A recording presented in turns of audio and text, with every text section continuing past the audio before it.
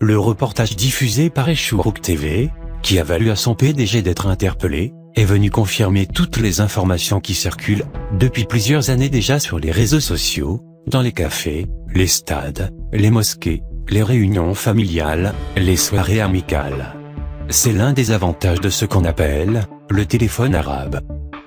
Aujourd'hui, Echourok TV, bénéficiant de certaines accointances dans ce vaste monde sécuritaire, toujours selon le très performant téléphone arabe, diffuse son reportage sur cette association de malfaiteurs, désignée il y a plusieurs mois déjà par les supporters de l'USMA, la Casa del Mouradia.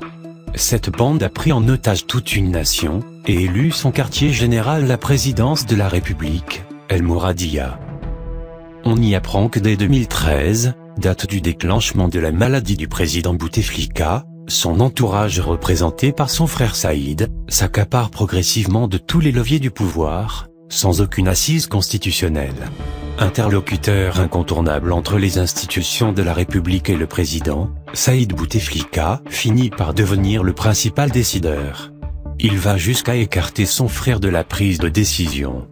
Il n'hésite pas non plus à utiliser la pression, l'intimidation et la menace envers les commis de l'État, pour imposer ses ordres. Il détient le sceau de la République, et en dispose à sa guise. Le réalisateur de cette enquête dénonce la mainmise, et l'immixtion des amis ou partenaires de Saïd Bouteflika, dans l'élaboration de la politique économique nationale. Il révèle en outre qu'il leur a été octroyé des crédits bancaires faramineux, ainsi que des avantages fiscaux et parafiscaux incalculables, pour la réalisation de leurs projets. Il dénonce le fait que ces projets aient été surévalués. Le coût réel de ces projets ne dépasse pas 30% du coût déclaré. Il précise aussi que les banques détiennent à peine 20% de garantie par rapport au montant accordé.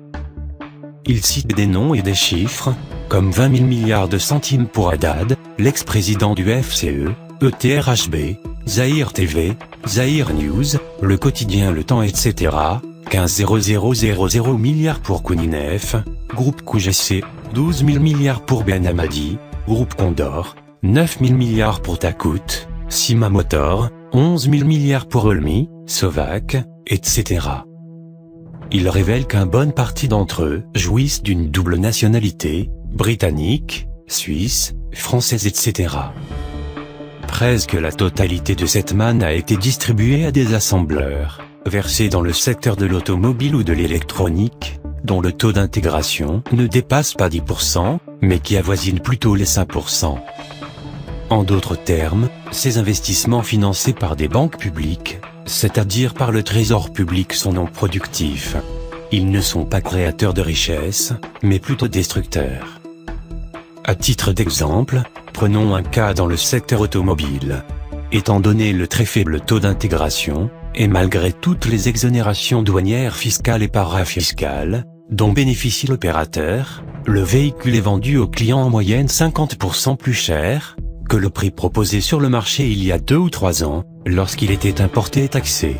La dévaluation du dinar ne saurait justifier cette augmentation des prix, largement compensée par les exonérations douanières et fiscales. S'il est vrai que Saïd Bouteflika est le principal responsable de cet état de fait, il est évident qu'il a été assisté, accompagné, soutenu par une pléthore de complices composés d'hommes politiques, responsables, connus et reconnus. La terreur administrative, invoquée aujourd'hui par ces mêmes personnes, dont ils ont été victimes, ne les disculpe en rien. Ils ont choisi d'accepter, rester, profiter, se servir, au lieu de s'en aller, démissionner, quitter le navire, et dénoncer. Mais pourquoi? Probablement à cause de cette sensation enivrante, que procurent le pouvoir et l'argent.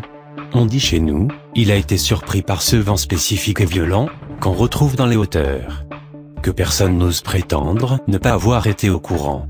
Vous l'étiez tous, messieurs les ministres, wali, banquiers, journalistes, hommes politiques, magistrats etc.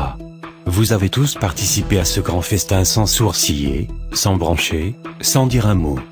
Que vous l'acceptiez ou non, Saïd Bouteflika et son gang ont opéré avec votre consentement, et Soukout 3 à la Matourida, le silence est signe de consentement. Dans les conversations circulant via le téléphone arabe, on retrouve les accointances de tel homme politique, avec tel homme d'affaires. On sait tous, qui est lié à qui.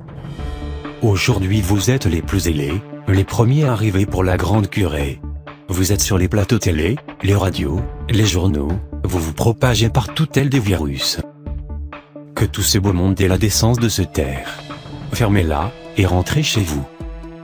Ce hall du restera gravé dans l'histoire de l'Algérie indépendante. C'est une grande leçon pour les générations montantes. Elle aura coûté très cher. Qu'elles s'en souviennent. Plus jamais de prince. Qu'elle marche sans se lasser. Cette horde de malfaiteurs ne s'est pas contentée de subtiliser les deniers du trésor public. Elle a d'un autre côté bouché toutes les perspectives pour les petites gens. On interdit aux Algériens d'importer des voitures d'occasion de moins de 3 ans, prétextant la protection d'une industrie automobile quasi inexistante. On les contraint à aller s'approvisionner chez les copains en véhicules neufs. On interdit à nos pauvres immigrés, rejoignant définitivement le bled, d'importer leurs voitures personnelles. On les contraint à acheter des voitures de moins de 30 jours, donc de se rendre encore une fois chez les potes. On interdit aux petits opérateurs d'importer du matériel rénové. Pour pouvoir le faire, il faut importer toute une ligne de production. On oblige le petit producteur à domicilier le moindre de ses achats, dépassant 100 000 dinars, 480 € au change parallèle, quand il le finance par ses propres devises, sans avoir recours à celles de l'État. On limite l'inscription au registre de commerce, en exigeant du promoteur toutes les mises à jour possibles et imaginables. On exige de l'importateur de se doter d'un capital de 20 millions de dinars, afin d'éliminer tous les petits, etc. Depuis 1962, y compris durant les années de feu, l'Algérien n'a jamais connu une aussi perfide atteinte à la liberté d'entreprendre. Tous les horizons ont été obstrués. L'administration a connu la plus grande propagation de la félonie chez ses employés, jamais enregistrée depuis l'indépendance. Voilà donc le poteau rose, dévoilé par le PDG d'Echourok TV. Les Algériens s'en souviendront. Nos chouedas dans le royaume des cieux doivent observer et éprouver une certaine tristesse devant ce pitoyable spectacle. Honte à vous messieurs.